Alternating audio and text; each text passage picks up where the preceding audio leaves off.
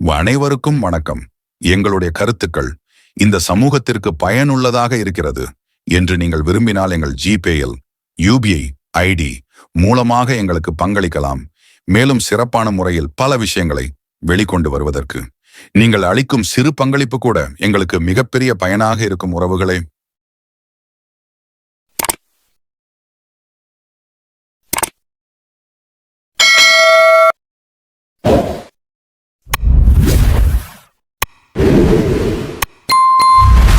கிரேக்கர்கள் தங்கள் நாட்டின் தேசிய உடை என்றும் தங்களின் கடவுள்களும் அரசர்களும் பயன்படுத்திய வரலாற்று பெருமை மிக்க பாரம்பரிய உடை என்றும் பெருமை பேசும் உடையின் வரலாற்றை குறித்த அவர்களின் குறிப்புகள் நாம் யார் என்பதை நமக்கு தெளிவாக உணர்த்துகின்றன.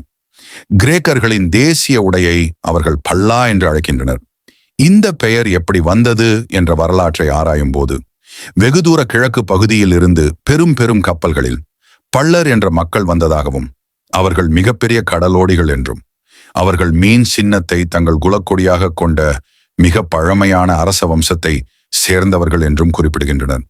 அப்படி கப்பல்களில் வந்த பள்ளர்கள் தங்கள் கப்பல்களில் பயன்படுத்திய பாய்மரத் துணியை கிரேக்கர்கள் அதிக விலை கொடுத்து வாங்கியுள்ளனர்.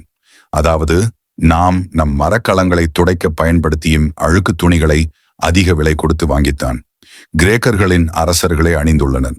இதில் இந்த அழுக்கு துணிகளை பொதுமக்கள் யாரும் வாங்கக்கூடாது என்ற தடை வேறு. அரச உடைகளை வேறு யாரும் அணிந்துவிடக்கூடாதாம். எங்களின் அழுக்கு துணிகளுக்கு தான் மேற்கு நாடுகளில் மவுசு இருந்துள்ளது. கிரேக்க வரலாற்று அறிஞர் பிளேனி தங்களின் தங்கத்தை எல்லாம் இந்த பாண்டியர்கள் அபகரிக்கின்றனர் என்றும் இப்படியே போனால் கிரேக்க நாடே அழிந்துவிடும் என்று புலம்பியதற்கான காரணம் இப்போது புரிகிறதா?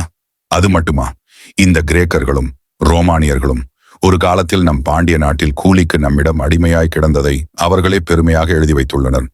கிரேக்க மொழியில் பல்லா என்றால் கிழக்கு, இந்திரா என்பதற்கும் கிழக்கு என்றே அர்த்தம் என்றும், பள்ளர் என்றால் கிழக்கில் வாழும் மக்கள் என்றும் அர்த்தம். தமிழ்நாட்டில் பள்ளர்களின் குடியிருப்புகள் அனைத்தும் கிழக்கு பகுதியிலேயே அமைந்துள்ளது. ஏன் என்று இப்போது புரிகிறதா?